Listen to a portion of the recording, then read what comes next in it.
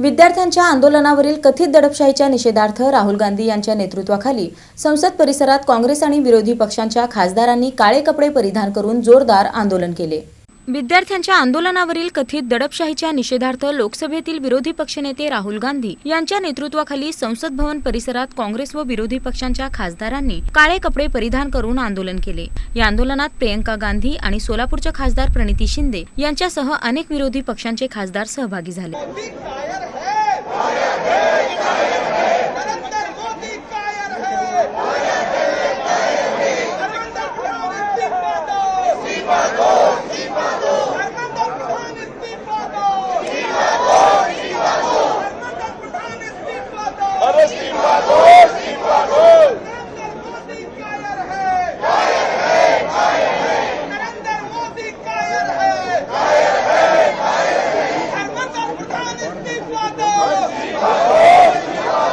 आंदोलकांनी केंद्र सरकार विरोधात घोषणाबाजी करत पंतप्रधान नरेंद्र मोदी आणि केंद्रीय शिक्षण मंत्री धर्मेंद्र प्रधान यांनी विद्यार्थ्यांच्या प्रश्नांची नैतिक जबाबदारी स्वीकारून राजीनामा द्यावा अशी मागणी केली।